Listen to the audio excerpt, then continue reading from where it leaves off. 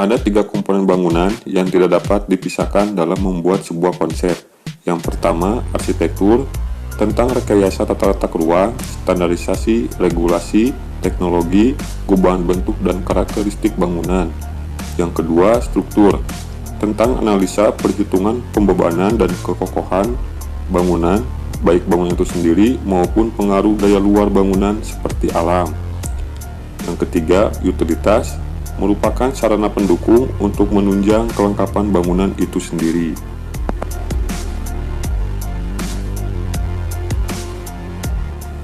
Misalkan, regulasi keterangan rencana kota atau KRK-nya, kita mendapatkan datanya seperti ini. Analisa perhitungannya, KDB, rumusnya nilai KDB dikali luas lahan, didapat 52 meter persegi. Selanjutnya, KLB, rumusnya nilai KLB dikali luas lahan, didapat 124,8 meter persegi. Artinya, ini merupakan jumlah luas keseluruhan yang boleh dibangun dari lantai 1, 2, dan seterusnya. Untuk mengetahui jumlah lantai yang boleh dibangun, maka nilai KLB dibagi KDB, didapat 2,4 lantai. Selanjutnya, KDH, rumusnya nilai KDH dikali luas lahan, didapat 20,8 meter persegi. Dari hasil perhitungan ini, maka kita dapat membuat skematik konsep denahnya seperti ini. Dari hasil perhitungan analisa KRK tadi, maka didapat sebuah konsep denah skematiknya seperti ini, berada di tepi jalan selebar 4 meter, yang diapit oleh rumah tetangga baik dari sisi kiri maupun kanannya. Jadi jenis permukiman ini adalah rumah deret. Lahannya memiliki lebar 8 meter dan panjangnya 13 meter, seluas 104 meter persegi. Dapat dilihat juga di area yang berwarna biru ini merupakan nilai KDB-nya. Hasil perhitungannya 52 meter persegi. Di area yang berwarna hijau ini merupakan nilai KDH-nya. Hasil perhitungannya adalah 20,8 meter persegi. Kita juga dapat cek untuk nilai GSB-nya ini sudah pas ya, sudah sesuai. Dari kulit luar bangunan sampai ke tepi jalan ini sudah pas nilai GSB-nya 4 meter. Bagi yang masih bingung, di video sebelumnya saya sudah memberikan tentang perhitungan KRK ini, ada di video atas ini ya. Ada salah satu subscriber saya yang bertanya atau masih bingung juga tentang hubungan KLB ataupun KDB ini terhadap KB. Baik, di sini akan saya jelaskan berikut penjelasannya. KLB merupakan luas total keseluruhan dari lantai 1, 2, dan 3 sampai seterusnya. Bisa dilihat di lantai dasarnya ada nilai KDB seluas 52 meter persegi. Artinya untuk lantai 2-nya ini tidak boleh melebihi nilai KDB-nya. Berarti jika nilai KLB-nya 124,8 meter persegi, maka lantai yang boleh dibangun sebanyak 2,4 lantai. Dalam artian lantai 1 dan lantai 2-nya dibuat sama luasnya, kemudian untuk lantai 3-nya dibuat sisanya senilai 20,4 meter persegi. Selanjutnya, apa hubungannya KLB dengan KB ini? Ya, KB adalah ketinggian bangunan. Di sini nilainya 11 meter. Artinya, jika sobat untuk lantai 3-nya menggunakan atap segitiga, itu akan melebihi nilai KB-nya. Berarti untuk lantai 3-nya ini bisa dibuat dengan atap dak, atau bisa juga dibuat secara 2 lantai saja, bisa menggunakan full seluruh atapnya. Sampai di sini paham ya sobat ya?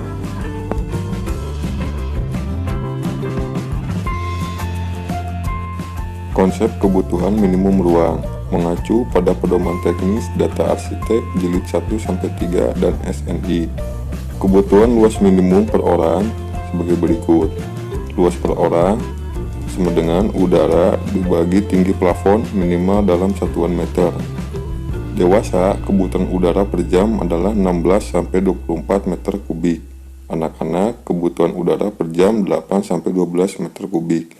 Maka didapat untuk ukuran dewasa 24 meter kubik dibagi 2,5 meter sama dengan 9,6 meter persegi.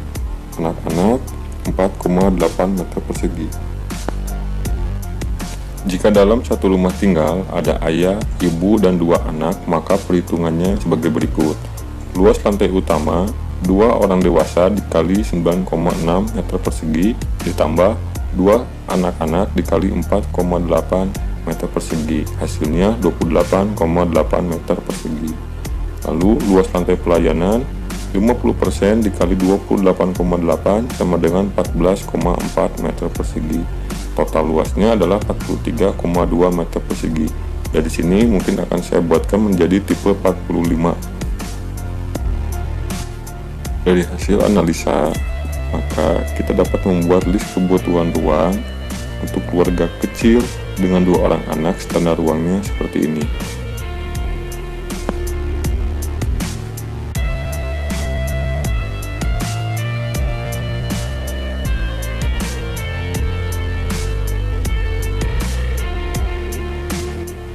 Membuat zoning tujuannya adalah untuk memisahkan atau pengelompokan susunan ruang agar yang pertama, sirkulasi aktivitas penghuni tidak saling bertabrakan.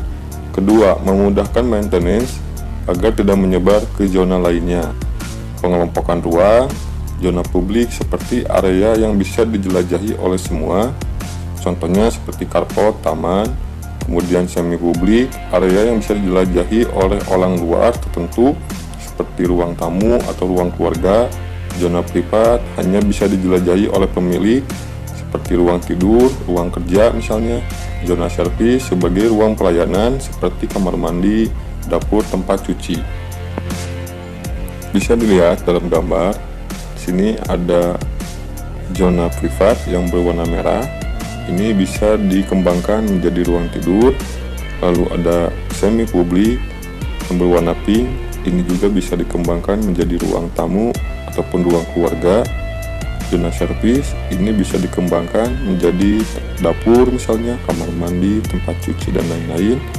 Kemudian yang berwarna abu-abu, zona publik, ini untuk menyimpan kendaraan atau area yang bisa dimasuki oleh semua orang.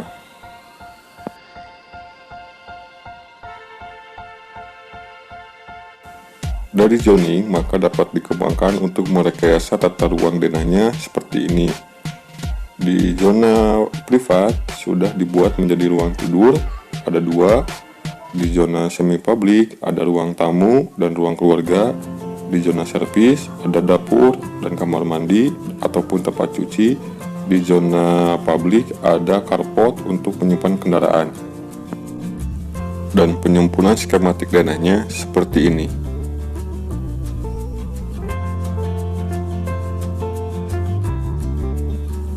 Potensi lingkungan. Yang pertama, pencahayaan sinar matahari. Menurut pedoman teknis standar data arsitek dan SNI, bangunan harus mendapat sinar matahari sekurang-kurangnya minimal 6 jam per hari, dan rambatan sinarnya dapat memasuki ruangan untuk menjaga suhu dan kelembaban. Idealnya, suhu dalam ruangan, khususnya rumah, antara 24-26 derajat Celcius. Kurang atau lebih dari ambang batas tersebut dapat mengurangi tingkat kenyamanan. Dapat dilihat di gambar, kita tidak mungkin untuk membuat lubang pencahayaan di sisi kiri maupun kanan bangunan, karena itu adalah rumah tetangga. Yang memungkinkan adalah di bagian depan dan belakang. Itulah kenapa jika kita mengikuti aturan regulasi setempat sesuai dengan pedoman teknis dan SNI, sebetulnya sudah memaksimalkan potensi lingkungan. Dapat dilihat dari nilai KDB dan KLB serta ketinggian bangunan yang sudah diatur. Artinya, perambatan sinar matahari ini merata ke seluruh ruangan dan tidak ada bangunan lain yang lebih tinggi sendiri sehingga menutupi bangunan-bangunan rendah lainnya. Pendapatan sinar mataharinya merata. Usahakan setiap ruangan mendapatkan pasokan sinar matahari sehingga dalam keadaan siang hari tidak perlu menghidupkan lampu. Itu merupakan salah satu konsep hemat energi. Jika tidak memungkinkan, kita dapat merekayasa dengan membuat skylight di atap. Yang kedua, sirkulasi udara atau penghawaan.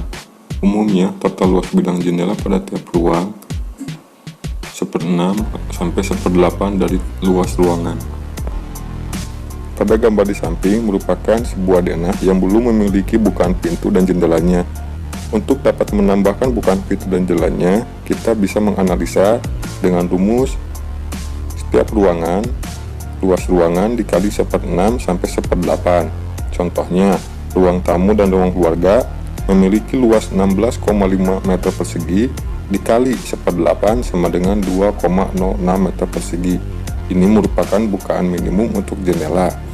Selanjutnya kita dapat menghitung tiap ruangan lainnya seperti ruang tidur utama, ruang tidur anak, dapur, dan kamar mandi. Dapat dilihat di gambar, pergerakan udara dari luar masuk melalui jendela ke tiap ruangan kemudian menyebar dan keluar kembali. Lihat dari denah, saya tandai dengan tanda panah ini. Yang berwarna blok hitam ini adalah bukaan jendelanya. Sirkulasi udara yang baik adalah sirkulasi udara yang terus mengganti setiap per 2 jam sekali. Contohnya, di sini saya sudah membuat bukaan pintu dan jendelanya. Pada bagian samping sisi kiri maupun kanan bangunan ini tidak mungkin karena berhimpitan dengan rumah tetangga. Yang memungkinkan adalah di bagian depan maupun di belakangnya. Untuk penempatan jendela pada tiap bidang dinding ini disesuaikan dengan selera, bisa di tengah maupun agak ke pinggir. Yang paling penting adalah untuk lubang jendelanya sesuai dengan hasil perhitungan dari analisa tersebut. Dari sini kita sudah selesai untuk membuat konsep denah arsitektur yang sesuai dengan pedoman teknis dan SNI. Selanjutnya mungkin kita tinggal menyempurnakan denah tersebut dengan merekayasa penempatan furniture yang bisa disesuaikan dengan kebutuhan maupun selera masing-masing.